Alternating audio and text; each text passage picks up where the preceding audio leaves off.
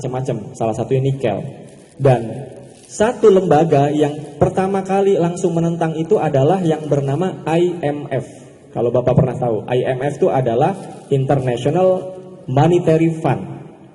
Mereka itu adanya di luar negeri, ya, IMF itu di Amerika. Mereka yang pertama kali menentang.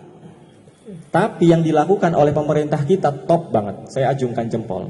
Mereka tidak memperdulikan penentangan atau penolakan dari IMF, bahkan Indonesia itu sudah digugat selama 2 kali oleh WTO namanya, World Trade Organization, untuk tidak melaksanakan atau mereka merequest untuk hilirisasi ini dibatalkan karena dengan beberapa pertimbangan, kalau nikel nanti tidak boleh diekspor dan lain-lain, itu akan mengurangi pendapatan dari negara dan lain-lain. Padahal ada hidden agenda oleh mereka-mereka yang sedang duduk di WTO, sedang duduk yang ada di IMF untuk mengendalikan perekonomian Indonesia. Nah, saat ini saya tidak mau negara saya yang tercinta ini dikendalikan oleh pihak asing. Satu contoh, Pak. Kenapa saat ini menurut BPS angka pengangguran di Indonesia itu mencapai 7,9 juta? Kenapa? Karena faktanya hari ini pemerintah masih mempekerjakan tenaga kerja asing dari China. Betul ya? Dari orang Tiongkok langsung. Sebenarnya nggak ada masalah. Makanya ini kritis saya kepada pemerintah apabila saya berhadapan dengan Pak Luhut Binsar Panjaitan misalnya, atau Menteri Investasi, Menteri Perekonomian dan lain-lain, Menteri Ketenagakerjaan. Yang saya pertama kali sampaikan adalah nggak masalah sebenarnya pemerintah kita mempekerjakan tenaga kerja asing dari China.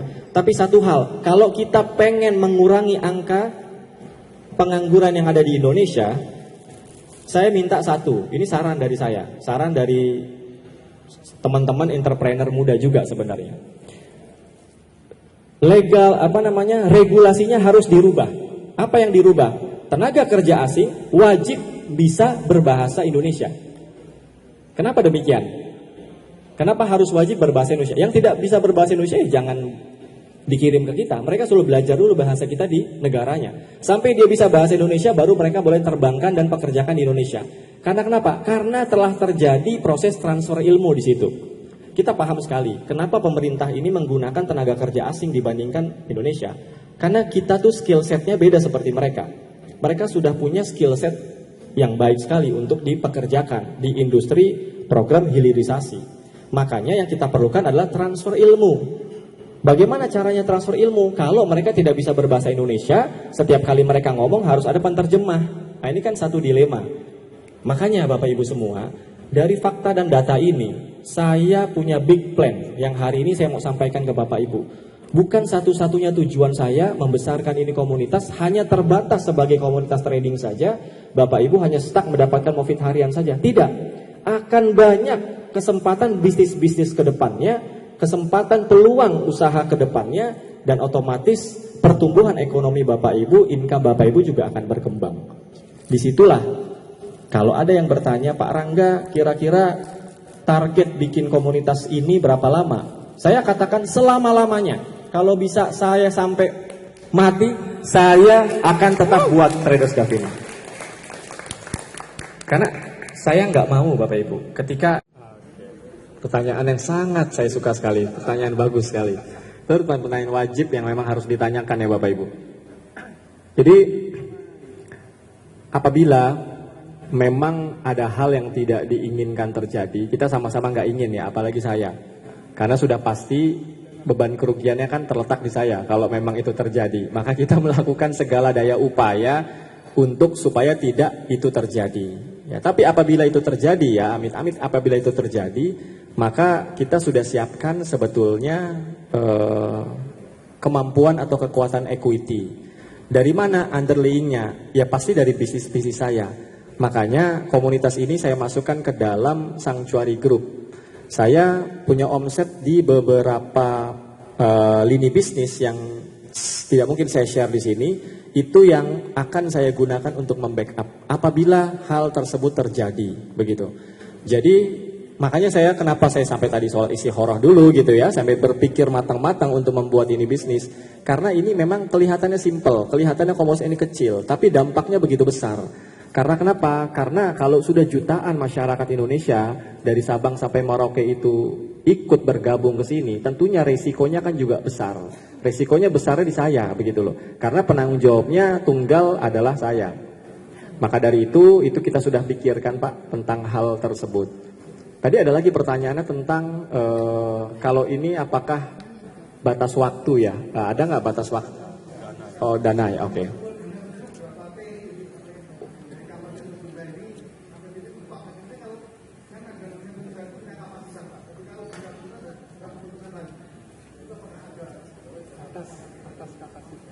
Oke. Jadi kalau di Traders Gov itu saya sudah pikirkan betul, makanya kenapa kita punya big plan ya. Kita punya big plan atau punya rencana lanjutan. Kita tidak hanya mau terhenti hanya sebagai perusahaan atau komunitas trading gitu ya. Tapi kita kalau ini sudah besar, equity yang dikelola atau punya perusahaan itu, punya komunitas itu besar, maka kita akan buat satu kesempatan berbisnis atau peluang bisnis di sektor-sektor lainnya. Nah makanya kalau pertanyaannya adalah ada nggak batasan? Sebenarnya nggak ada batasan. Selama apa? Selama memang pola pikir atau mindset dari pengusahanya, dari tradernya itu memang jangka panjang. Kalau memang hanya terhenti di komunitas trading, total equity yang dikelola besar, ya itu mungkin bisa saja ada batasnya. Tapi kalau saya memang tidak punya tidak punya arahan dari awal, tidak punya mindset dari awal untuk ini ada batasnya seperti perusahaan-perusahaan yang memang. Karena kalau bedanya kalau satu perusahaan mungkin saja karena target tertentu dia memiliki batasan. Tapi uniknya dari komunitas ini bisa lahir menjadi beranak pinak gitu loh, memiliki banyak perusahaan lainnya. Carinya dari mana income-nya? Yaitu dari sini. Makanya gini Pak, big plan-nya saya ingin sekali Traders Gov ini menjadi role model yang saya rasakan begitu. Ini adalah duplikasi dari saya sebenarnya. Selama ini saya cari uangnya itu di trading. Ketika omsetnya sangat besar, profitnya sangat besar, saya tidak terhenti di trading, tapi saya kelola kepada bisnis-bisnis lain. Sampai lahirlah yang namanya Sanctuary Group.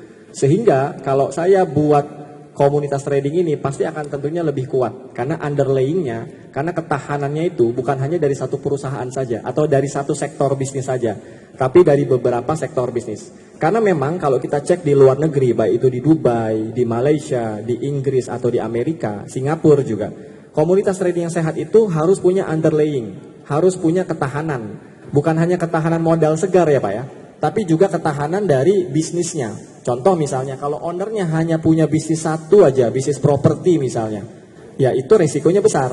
Karena kenapa? Karena memang komunitasnya punya daya tarik sampai seluruh negara, seluruh masyarakat di negara tersebut ikut, tentunya underlayingnya nggak cukup. Nah, makanya kita siapkan beberapa underlaying atau ketahanan. Semoga menjawab Pak. Jadi mereka memang pasar-pasar BO sudah sampai ke baju coklat gitu. Makanya dia tanyakan ini BO atau bukan. Saya sampaikan bukan, detail begini. Nah yang kedua dia bilang, abang ini kan sudah begini gitu. Pertanyaan saya satu, apa yang mendasari motivasi membuat komunitas yang potensinya ini besar sekali? Resikonya besar. Beririsan dengan hukum ini besar. Betul, besar sekali. Apa? Saya selalu menyampaikan hal yang logik. Saya tidak munafik mengatakan karena saya hanya mengedepankan manajemen kebaikan, ingin menjadi orang baik. Itu blunder lah. Ya, walaupun memang satu sisi dana yang kita keluarkan untuk spending money awal itu menggunakan dana CSR kita. Jadi kalau dibilang ini sebagai bentuk manajemen kebaikan ada benarnya.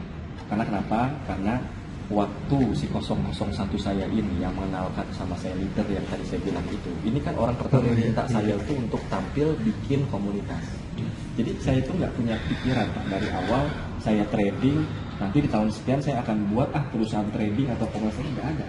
Karena saya merasa begini ya, saya sudah cukup dengan apa yang saya ciptakan, ngapain saya buat itu, nggak ada pikiran. Makanya kalau Bapak tracking story saya nggak pernah saya ngupload saya trading dari 2013, saya upload pencapaian saya nggak ada. Karena memang benar-benar trading for living, saya trading buat diri saya, dan saya pahami trading itu nggak bisa jadi jalan hidup. Trading for living yang saya maksud ini adalah sebagai jembatan saya untuk mengelola bisnis-bisnis yang lain. Jadi saya ngambil profit dari sini, saya kembangkan untuk bisnis yang lain.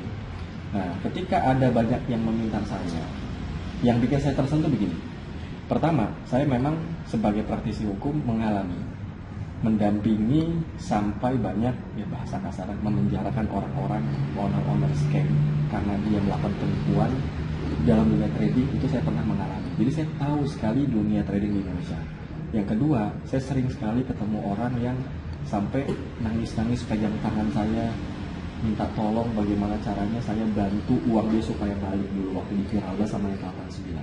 Nah, saya porsinya sebagai kuasa hukum hanya bisa bantu secara hukum. Cuman apa boleh buat, waktu kita kejar pelakunya 89 untuk balikin duit, ternyata tidak bisa lagi untuk restoratif justice. Ternyata masuk ke ranah pidana. Jadi saya katakan kepada klien saya, kalau ini sudah masuk ke ranah pidana, ya potensinya tidak akan uang kembali. Jadi saya sampaikan demikian.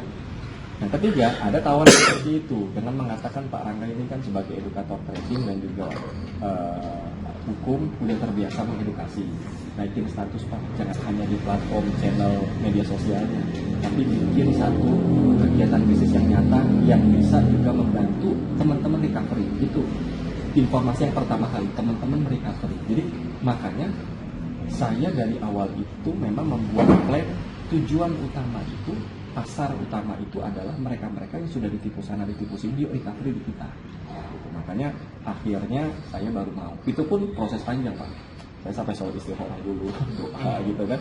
Maksudnya ini saya benar-benar nggak nih, maksudnya mantep nggak? Kalau nggak mantep, yang saya pertaruhkan soalnya banyak. Yang kedua, kenapa saya mau? Karena ketika saya buat plan, orang yang paling besar cuannya ketika buat bisnis seperti ini adalah ya saya. Gitu. Jadi dari sisi nawaitunya dapat, sisi kebaikannya dapat, dari sisi bisnisnya dia dapat. Saya ngomong logik aja, karena kontrak 9 bulan atau 211 hari, ketika sudah selesai kontrak, uang sudah menjadi milik saya 100%. Kan bahasa kasar begitu. Jadi kalau saya menjalankan bisnis nggak untung pun hanya karena bermodalkan manajemen kebaikan, tentunya saya juga berpikir, karena memang soal manajemen kebaikan kita sudah menyumbang setiap bulannya kan begitu. Jadi kalau dikatakan atau ditanya niatnya apa, motivasinya apa, itu sebenarnya. Karena kita, sekarang saya tahu sekali, bahkan di semua bisnis saya yang sekarang ini ada, yang mungkin berpotensi paling besar cuannya bisa jadi dari sini. Tapi high risk, high return. Besar cuannya, besar earningnya, besar pendapatannya, resikonya juga besar. Makanya ketika saya sudah mampu berpikir untuk mengatasi resikonya, ya bismillah saya jalankan. Makanya di sini yang saya tekankan adalah untuk menghandle resiko yang berpotensi terjadi itu aja sih. Nggak berpikir cuannya, kalau berpikir cuannya udah pasti cuan. Saya pun juga tolak ukurnya kenapa mau hadir sharing di sini. Pertama dari mekanisme program itu motif Pak. Kalau tidak ada motif, itu para goliat besar bisa nembak. Yang akhirnya para retail kecil, ya dunia trading kan seperti itu ya. Betul. Para trader besar itu makan dari para trader retail kan akhirnya.